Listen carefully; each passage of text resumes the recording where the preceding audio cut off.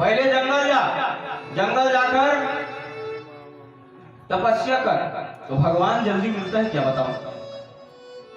जन्म जन्म मुनि जतन करे, हजारों साल लाखों साल जा जाकर तपस्या करना पड़ता है, शरीर को सुखाना पड़ता है, यम नियम आसन ध्यान प्राणायाम समाधि कितना त्याग करना पड़ता है। जंगल में जा रहे हो तपस्या करने के, घर द्वार छोड़कर जाओगे, खाने पीने का कोई ठिकाना नहीं, सर्दी है गर्मी है शीत है बरसात है सब सहोगे, तब कहीं भगवान ने कृपा किया तब दर्शन होगा।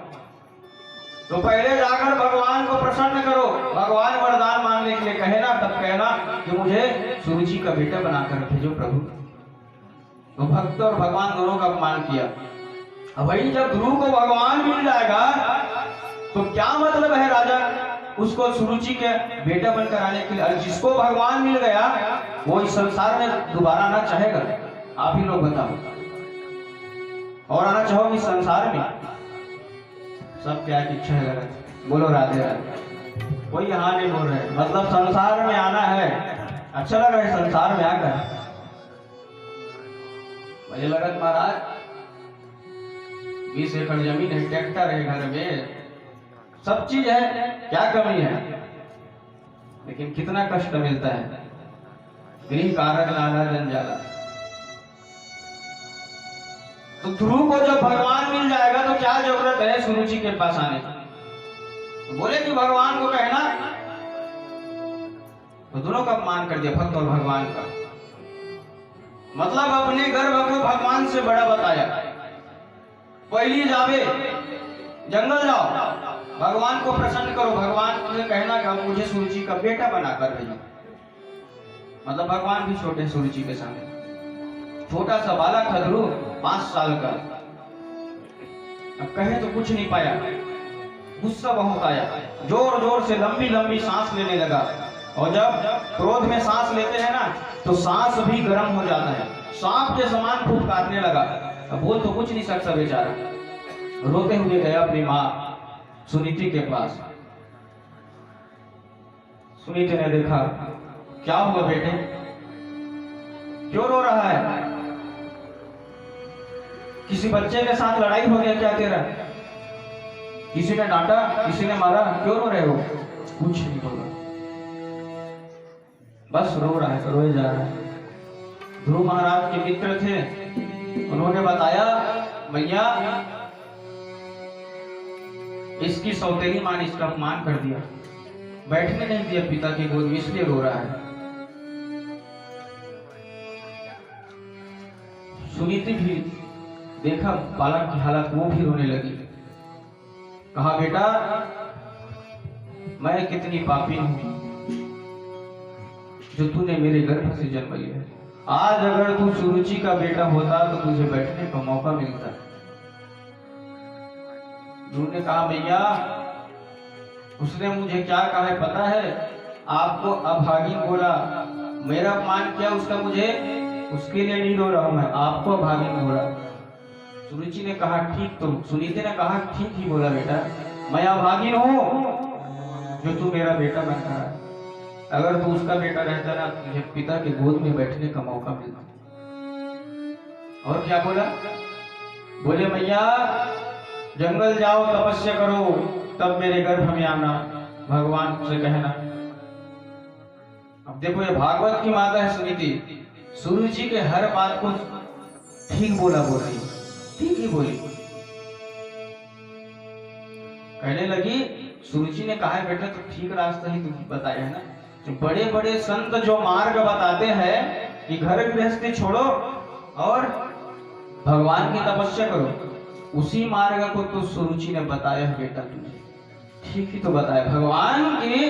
भगवान को पाने के लिए बोला है ना तुझे, तो सही मार्ग बताया, जा बेटा मेरी भी आज्ञा है, तो जाओ भैया जाओ। ध्रुव ने पूछा भैया भगवान कहाँ मिलेगा? कोई पता ठिकाना है उसका, कहाँ मिलता है? सुरुचि कहने लगी कि हरि व्यापक सर्वत्र समाना प्रेम ते प्रकट हो ही मैं जाना। भगवान को पूछ रहा है बेटा ध्रुव, अरे भगवान कहाँ नहीं है? हर जगह भगवान है, और तू पूछ रहा है कि भगवान कहाँ है? हर जगह है मैया। हाँ बेटा हर जगह है। जब हर जगह है मैया तो दिखाई क्यों नहीं देता? जब बोल रहे हर जगह भगवान है, कण कण में है, तो दिखाई क्यों नहीं देता? सूर्य जी बोली बेटा उसके लिए उत्तम पात्र बनना पड़ता है, संतों की संगति करो, और जब दिव्य दृष्टि तुमको मिल जाएगा ना, सत्संग करोगे तब भगवान का दर्शन होगा। कैसे? जब उदाहरण देकर समझाई कि जैसे दूध के हर अणु में घी छिपा होता है, दूध से घी निकलता है ना, दोनों कहीं से निकलते हैं, घी दूध से निकलता है। तो दूध को पहले दही बनाओगे और उस दही का मंथन करोगे तब घी निकलता है। ऐसे ही भगवान है बेटा, भगवान कण कण में है, बस मंथन करो मन का, मिल जाएगा बेटा। अच्छा मैया, मुझे भगवान मिल जाएगा, कैसे पहचानूंगा मैया? क्या पहचान है भगवान की? क्योंकि मैंने पहले कभी देखा नहीं भगवान कैसे दिखता है। मैया कहने लगी, भगवान के स्वरूप बताने लगी। सशंख चक्रम सकिरीट कुंडलम सपीत वस्त्रम सरसेरुहेक्षणम सहार वक्षः स्थल कौस्तुभश्रियम् नमामि विष्णुं शिरसा चतुर्भुजम्। स्वरूप बताए भगवान। सशंख चक्रम, चार भुजा वाले होते बेटा भगवान। शंख चक्र गदा पद्म धारण के होते हैं। पीले सफेद वस्त्र, पीले रंग की कपड़ा पहने। सहार वक्षस्थल कौस्तुभश्रियम्, और उसके जो वक्ष स्थल है छाती, उसमें बेटा कौस्तुभ मणि है। उस भगवान को विष्णु कहते हैं, उसकी तपस्या करो। ठीक है मैया। चले गए ध्रुव महाराज माता की आज्ञा लेकर। अब चले तो गए, चलते चलते घनघोर जंगल में चले गए। सोचने लगे किससे पूछूं, क्या करूं, भगवान का किसको पूछूं, कहां मिलेगा? बालक है भाई 5 साल का। सोच ही रहे थे कि इतने में ध्रुव जी के कान में आवाज सुनाई दी। कौन सी? श्रीमन नारायण नारायण नारायण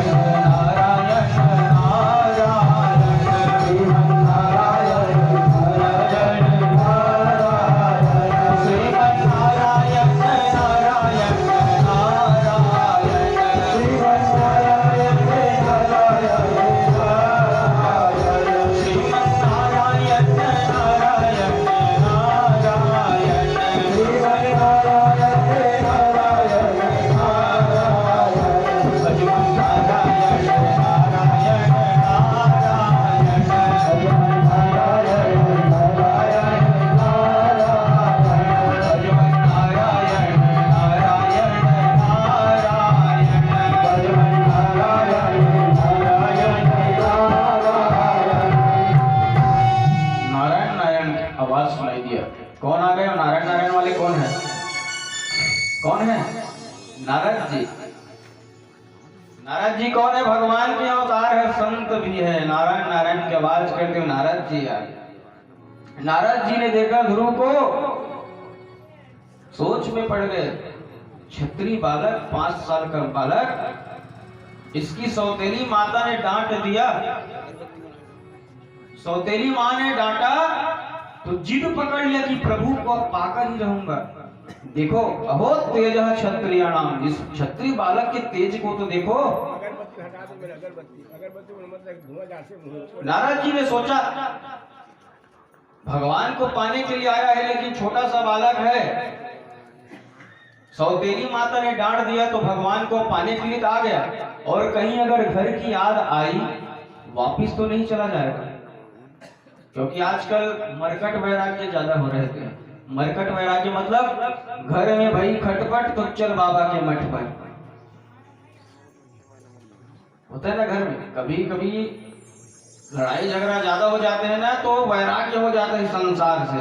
अरे कहीं अब कोई ममता प्रेम नहीं रहा भैया, सब दिखावे के जमीन जायदाद के लिए, कहीं अब कोई प्रेम नहीं। अब हमें तो काशी बनारस हरिद्वार जाना चाहिए, वहीं राम का नाम जपेंगे, ऐसा मन में विचार आता है। जब एकदम मन दुख हो जाता है, वो पैक कर लिए कपड़ा, सूटकेस तैयार, निकल पड़े, और जैसे ही स्टेशन में पहुंचे तो पप्पू की याद आ गई। बोलो राधे राधे।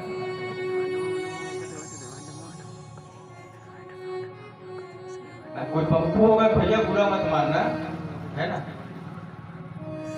स्टेशन पहुंचे, पप्पू के आगे, कौन पप्पू? उसका नाती, मेरा छोटा सा पोता, मेरे साथ सोता, मेरे साथ खाता, मेरे साथ खेलता, मेरे बिना कैसे रहेगा वो बेटा? तय नहीं सका था घर के बिना, वो नाती ऊपर इल्जाम लगा, अब मेरे बिना कैसे रहेगा? चलो घर में 2-4 बंदा रहता तो आवाज करता है, चलो वापस लौट गए। तो भगवान, अब वैराग्य हो, लड़ाई हुआ था, घर स्टेशन गए तो याद आ गया वापस। तो कहीं ध्रुव का वैराग्य ऐसा तो नहीं है तो परीक्षा लेकर दिया जाए, परीक्षा लिया जाए कि नहीं? नारद जी आगे परीक्षा लेने के लिए प्रकट हो गए ध्रुव के सामने। ध्रुव ने प्रणाम किया नारद जी को। नारद ने कहा, बेटा ध्रुव, अकेले जंगल में कहां भटक रहे हो? बोले, नारद जी मैं परमात्मा को ढूंढ रहा हूं, मिल नहीं रहा है। अब नारद जी ने परीक्षा लिया, बेटा सौतेली माता ने डांटा इसलिए तू आ गया, अरे वो भी तो मां है, जा बेटा। नहीं नारद जी, मैं भगवान को पाने आया हूं, भगवान को पाऊंगा। नारद जी ने परीक्षा लिया और दिखाया, इस जंगल में देख ध्यान से, हजारों महात्मा बैठे हैं जंगल में, किसी का 10,000 वर्ष की आयु, कोई 50,000 वर्ष का। अरे देखो इन बाबा बैरागियों का कैसे सूख कर हड्डी हो गए, अस्थि मात्र रहे शरीर।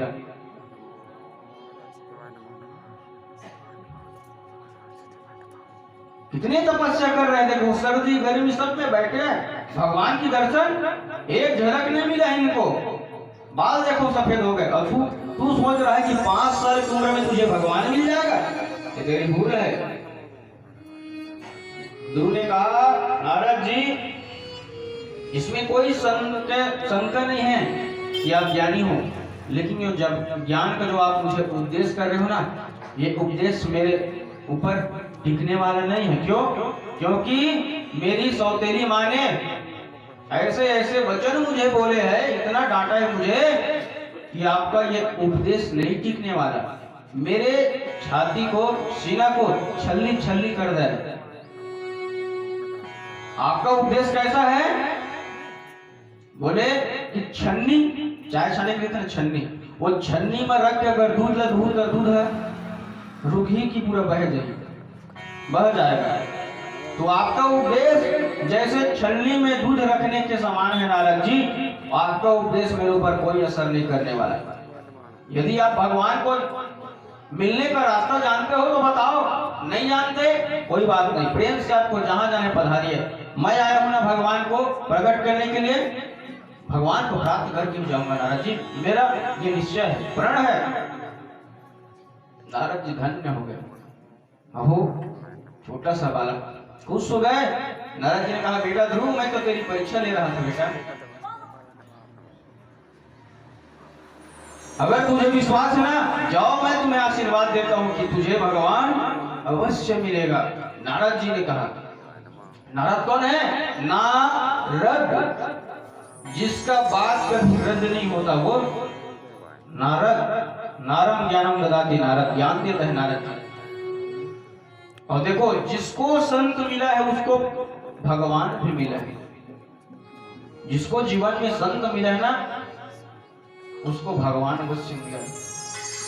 विभीषण जी को हनुमान, भगवान तो मिलता है लेकिन पहचान नहीं पाते, क्यों? सत्संग की कमी के कारण। रावण को भी भगवान मिला राम के रूप में, द्वापर में कंस को भी भगवान मिला कृष्ण के रूप में, लेकिन पहचान नहीं पाए। क्यों? क्योंकि इनके जीवन में सत्संग की कमी थी, सत्संग नहीं किए थे। पूरे ब्रजवासी, पूरे संसारवासी कृष्ण भगवान की जय जयकार कर रहे हैं, दर्शन करने के लिए सब दौड़े दौड़े आ रहे हैं और कंस मारने के लिए भेज रहे हैं। अघासुर, बकासुर, कितने असुर सबको भेज दिए। तो जिसको संत मिला उसको भगवान भी मिले, और जिसको नारद जी जैसे परम संत मिल जाए उसकी क्या पूछो। नारद खुद भगवान के अवतार है, 24 अवतार में।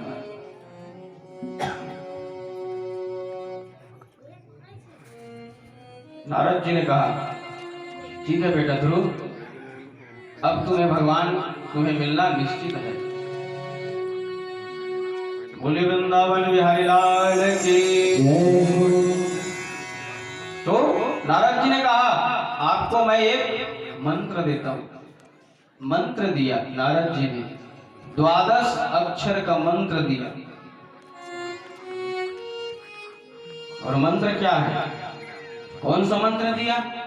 मंत्र ओम नमो भगवते वासुदेवाय।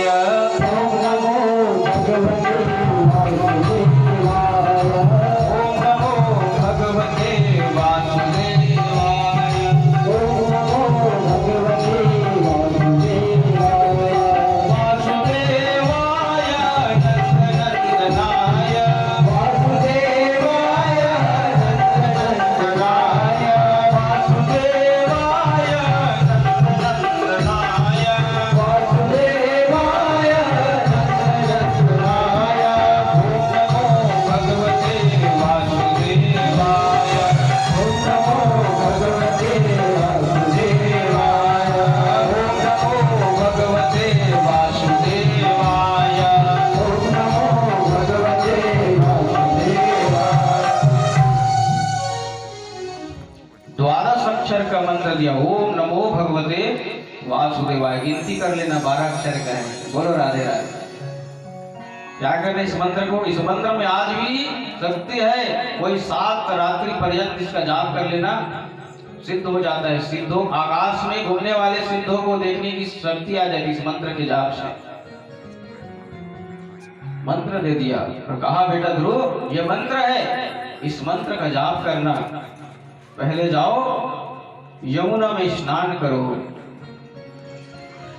और सुंदर वहां की बालू रेत से भगवान की मूर्ति बनाकर आराधना करना। प्रसन्न हो गए। गुरुजी महाराज ने नारद जी को प्रणाम किया। विश्वास हो गया, मुझे भगवान अवश्य मिलेगा। अभी जिसको संत मिले उसको भगवान मिलेगा, ये गारंटी है। नारद जी की आज्ञा से ध्रुव महाराज चले गए मथुरा। यमुना में स्नान किया नारद जी कहे अनुसार और भजन करने बैठ गए। नियम लिया, नियम बनाया, कैसा भजन करते हैं, तपस्या कैसे करते हैं। त्रिरात्रांते त्रिरात्रांते कपित्थ बदरासनः। अब चालू किया तपस्या। 3 दिन में त्रिरात्रांते, त्रि मतलब 3 दिन में एक बार क्या करते हैं? कपित्थ बदरासनः। फलों, वृक्षों के फल को खाते हैं, रोज नहीं, 3 दिन में एक बार, और 3 दिन तक कुछ नहीं खाते। कब तक चला? 1 महीने तक। दूसरा महीने लगा और बढ़ाया तपस्या को। अब क्या किया? द्वितीयं च तथा मासं षष्ठेर्भको दिने। दूसरा महीना हुआ और बढ़ा लिया तपस्या को। धीरे धीरे बढ़ा रहे, एकदम अचानक से नहीं छोड़े, धीरे धीरे बढ़ा रहे। षष्ठेर्भको दिने। अब दूसरे महीने में 6 दिन में एक बार क्या करते हैं? फल खाना छोड़ दिया तो पेड़ के सूखे सूखे पत्ते को खाते हैं, दुर्वा को खाते हैं। ये दूसरे महीने तक चला। विचार किया ध्रुव महाराज ने, तपस्या करते करते 2 महीना हो गया, भगवान दर्शन नहीं दिया। तो ये मैं 6 दिन में ये फल खाए बार और पत्ता तू भी खाए पर जाता हूँ उसी में आ जाते का भगवान अमोल नहीं देखा थोड़ी फिर चल दे थोड़ी तो ऐसे विचार कर लियो। अब फल खाना छोड़ दिया, पत्ता खाना छोड़ दिया, अब क्या किया? तो पुनि हरि हे तू करन तप लागे,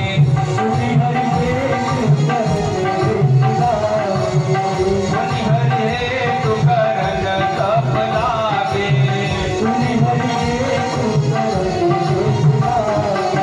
पुनि हरि हे तू करन तप लागे,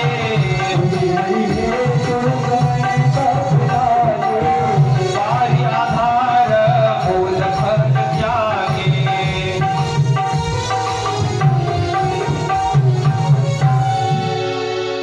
पुनि हरि हे तू करन तप लागे, बारी आधार मूल फल त्यागे, फल भी त्याग दिया, पत्ता भी त्याग दिया। अब जैसे तीसरे महीना प्रारंभ हुआ तो नौ में हनी, नौ दिन में एक बार क्या अम्ब भक्ष जल पीकर रहने लगी, यमुना जी का जल पीकर, रोज नहीं 9 दिन में एक बार। और अभी हम 2-3 घंटा नहीं मिलता तो गला सूखने लगता है, 9 दिन में वो पी रहा है। ऐसा होता है तपस्या, मतलब धीरे धीरे बढ़ा रहा है, एकदम अचानक से नहीं। फिर भी कोई असर नहीं दिखाई दिया और बढ़ाया।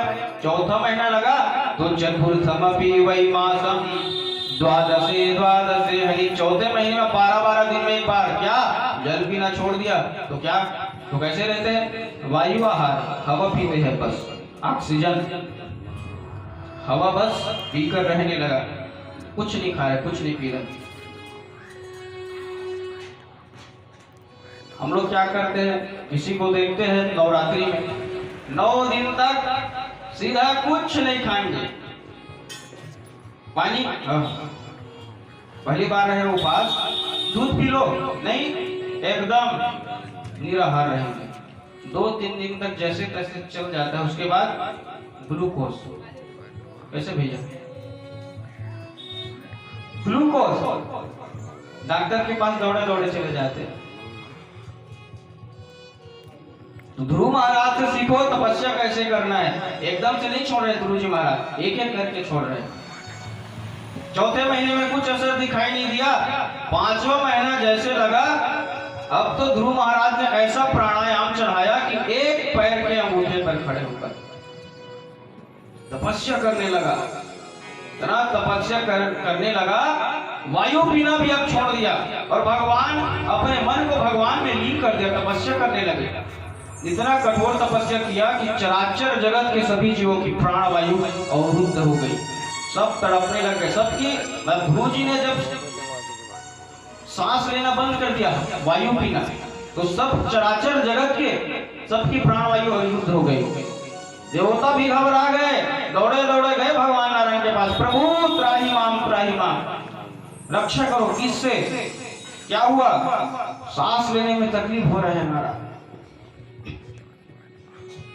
भगवान को इस लक्षण तो कोरोना जैसे लगा था। बोलो राधे राधे। लक्षण कोरोना जैसा है, मास्क लगाओ, सैनिटाइजर करो। नहीं महाराज, वो कलयुग की बात है, अब हम तो उस युग के हैं। हाँ। बोले महाराज सांस लेने में दिक्कत हो रहा है, क्या कारण है? भगवान ने कहा चिंता मत करो, मेरा भक्त है ध्रुव जो तपस्या कर रहा है, और उसी के प्रभाव से आप लोग की प्राण वायु अवरुद्ध हो रही है, चिंता मत करो। देवताओं ने कहा प्रभु जाओ दर्शन दो ध्रुव को, हमको बचा लो प्रभु, हमारे खातिर तो जाओ। तुरंत भगवान गए ध्रुव के पास, गरुड़ आरूढ़ होकर चतुर्भुजी नारायण, और जाकर ध्रुव के सामने प्रकट हो गए। बोलिए भक्तवत्सल भगवान की। ध्रुव जी के सामने खड़े हो गए। भगवान ने कहा बेटा ध्रुव आंखें खोलो, तुम्हारी तपस्या सफल हुआ, वरम ब्रूयात, वरदान मांगो। ध्रुव जी महाराज तो ध्यानस्थ है भाई, मन में भगवान का दर्शन कर रहे हैं। जो भगवान अभी चतुर्भुजी रूप में आए ना ध्रुव को दर्शन देने, उसी रूप को ध्रुव जी महाराज अपने हृदय में दर्शन कर रहे हैं। तो कहां से खोले? बहुत देर तक भगवान ने इंतजार किया। भगवान समझ गए ऐसे आंख खोलने वाला नहीं है, तब क्या करें? उस रूप को भगवान ने ध्रुव के हृदय से खींच लिया, जिस रूप का ध्रुव दर्शन कर रहे थे। जब जैसे ही खींचा, जब मैं साक्षात खड़ा हूं तो अंदर क्या दर्शन कर रहे, खींच लिया। जैसे ही खींचा, ध्रुव जी महाराज छटपटाने लगे, अभी दर्शन दे रहे थे, कहाँ चले गए भैया। आंख खोल कर देखा तो वही परमात्मा साक्षात सामने खड़े हैं। बोले दीनबंधु भगवान की। देखा ध्रुव जी महाराज गदगद हो गए, अरे आज तो मुझे भगवान मिल गया। तो नारद जी की बात और माता की बात सही है। अब छोटा सा बालक है, क्या करे, प्रणाम करता है, हाथ जोड़कर दंडवत प्रणाम करता है, फिर उठता है, फिर प्रणाम करता है।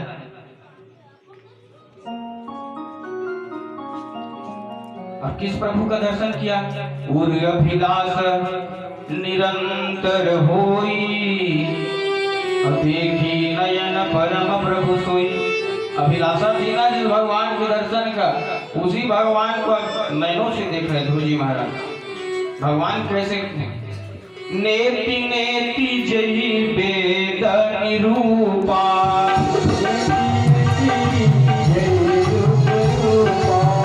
निजानंद निरूपा जी अनूपा।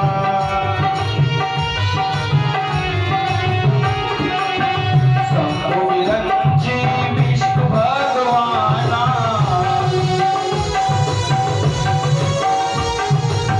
ओ जय जासो अंश ते नाना, ओ जय जासो अंश ते।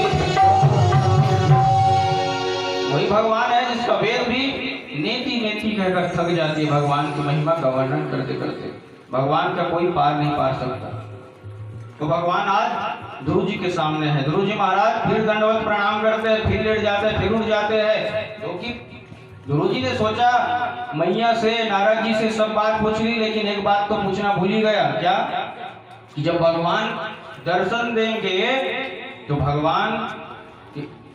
भगवान की स्तुति कैसे करना है, वंदना कैसे करना है।